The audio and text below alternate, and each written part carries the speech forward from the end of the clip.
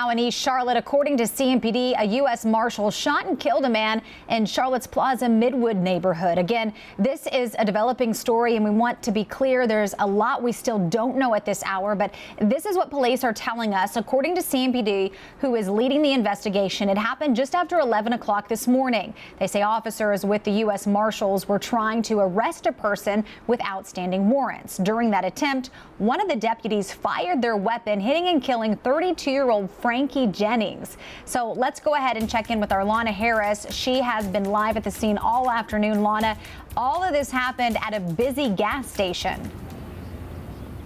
It did. You know, the scene is clear now, but it's been replaced by community members who are angry about the shooting. You can see just behind me, there are now protesters on the streets just outside of the Citgo where Frankie Jennings was killed, with signs saying Black Lives Matter and black skin is not a weapon. They've been shouting, a man was killed here today. We spoke with family members who are devastated and say they don't believe he deserved to die. Family members of Frankie Jennings showed up to the Citgo on Plaza and Parkwood throughout the day, bursting into tears after learning he'd been shot and killed by U.S. Marshals. My son was in his room, and he has a window facing the gas station as well.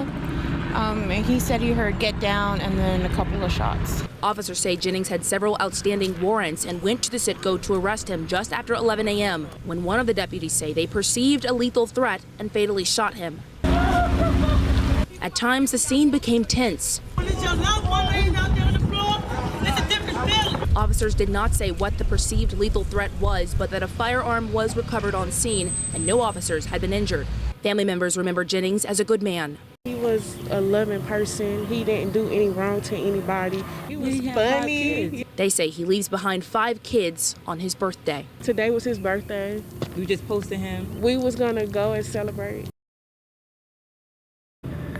You know, I'll leave you with this. From being on scene all day, I can say a lot of the frustration and anger from family and community members came as people compared how the mass shooters in Boulder and Atlanta were both taken into custody and Jennings was shot and killed at this gas station. So a lot of people just want to know what exactly that escalation was that caused that shooting, and we will continue to follow this.